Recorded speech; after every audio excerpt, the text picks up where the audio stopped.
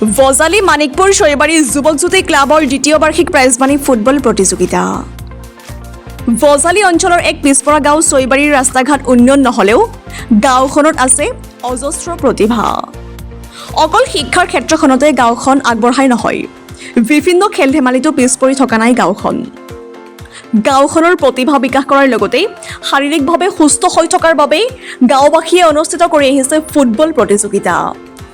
আৰু আজি দ্বিতীয় বাৰ্ষিক ফুটবল প্ৰতিযোগিতাখন আনুষ্ঠানিকভাৱে উদ্বোধন কৰে মধ্য বজালী জিলা পৰিষদৰ সদস্য তথা বিশিষ্ট সমাজকৰ্মী দিলীপ বৰুৱা আৰু বিশিষ্ট শিক্ষাবিদ চন্দ্ৰপ্ৰভা বিজ্ঞান একাডেমী পাঠশালাৰ সঞ্চালক কিশোৰ ৰাখে। উক্ত উদ্বোধনী অনুষ্ঠানত উপস্থিত থাকে বজালী তথা মানিকপুৰ ছৈবাৰী অঞ্চলৰ বিভিন্নজন ব্যক্তি। উদ্বোধনী খেলত অংশগ্ৰহণ কৰে খাৰাধৰা ফুটবল ক্লাব আৰু সুবনশ্ৰী ফুটবল ক্লাবে। News desk digital Assam live. ছৈবাৰী যুৱক জ্যোতি সংঘৰ উদ্যোগত আয়োজিত দ্বিতীয় বাৰ্ষিক ফুটবল প্ৰতিযোগিতাৰ আজিৰ এই উদ্বোধনী খেলত আমি সকলোৱে মিলিত হৈছোহি এটাই উদ্দেশ্যত, বা ইয়াৰ স্থানীয় ৰাইজেও মিলিত হৈছেহি এটা উদ্দেশ্যত যে ফুটবলৰ যিখিনি মাদকতা, এই মাদকতাখিনি উপভোগ কৰিব আৰু ইয়াৰ মাজেৰে নতুন প্ৰজন্মক ফুটবল জগতত স্থান দিবলৈ প্ৰয়াস কৰিব, যাতে এই ফুটবলৰ জৰিয়তে নতুন প্ৰজন্মই ফুটবলৰ প্ৰতি আকৰ্ষিত হ'ব পাৰে আৰু ফুটবল ক্ৰীড়া ক্ষেত্ৰখনত নিজৰ স্থান ল'ব পাৰে। তেনেকুৱা উদ্দেশ্যতেই ফুটবল এটা মননশীল পৰিৱেশৰ মাজেৰে ইয়াত আৰম্ভ কৰা হৈছে আৰু সুন্দৰ এক পৰিৱেশ, আমাৰ গ্ৰামীণ পৰিৱেশত এনেদৰে নিশ্চয় নতুন প্ৰজন্মই সেই সুবিধাখিনি পাব, যি সুবিধাৰ জৰিয়তে তেওঁলোকে নিজৰ ভৱিষ্যত ৰচিবলৈ সমৰ্থ হ'ব আৰু এনেকুৱা প্ৰতিযোগিতাসমূহৰ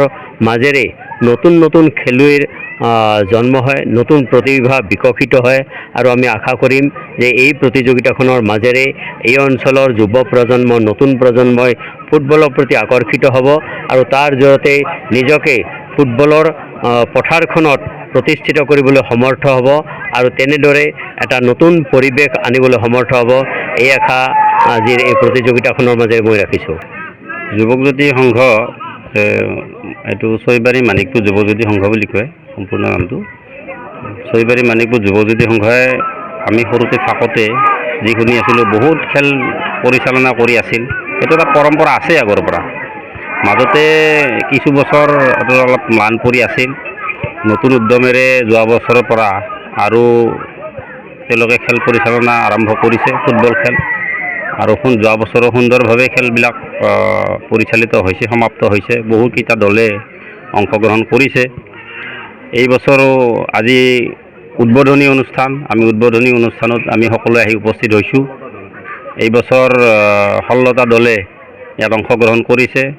আমি আশা ৰাখিছোঁ যথেষ্ট উন্নত খেল প্ৰদৰ্শন হ'ব আৰু এই খেলে এই অঞ্চলৰ নতুন প্ৰজন্মক উৎসাহিত কৰিব আৰু আগবঢ়াই লৈ যাব আৰু অনাগত ভৱিষ্যততো এনেধৰণৰ খেল ধেমালি আমি ইয়াতে দেখিবলৈ পাম বুলি আশা ৰাখিছোঁ। আৰু এগৰাকী গাঁওবাসী হিচাপে এই খেলখনৰ প্ৰতি আমাৰ যথেষ্ট আশা আছে আৰু যুৱকজ্যোতি সংঘৰ যিসকল সদস্য যথেষ্ট কষ্ট কৰিছে এই খেলখন সম্পৰ্কত। আপুনি ইয়াৰ লগত জড়িত, আজিও আপুনি উদ্বোধক হিচাপে ইয়াতে উপস্থিত হৈছে, কেনেকুৱা? ময়ো যোৱা 2টা বছৰ ধৰি আমাৰ এই ছৈবাৰী গাঁৱত আৰু দহিংৰিত এই দুখন ফিল্ডত মানিকপুৰ বন্ধইজনী আঞ্চলিক ক্ৰীড়া সন্থা নামৰ এটা অনুষ্ঠানৰ যোগেদি ফুটবল খেল অনুষ্ঠিত কৰিছিলোঁ। যোৱা বছৰ আমাৰ বৰ উন্নত খেলেই হৈছিল আৰু যোৱা বছৰ খেলখনত আমাৰ প্ৰাইজ মানিও আছিল। প্ৰথম বছৰ আমি খেলখনত লীগ পৰ্যায়ত অনুষ্ঠিত কৰিছিলোঁ।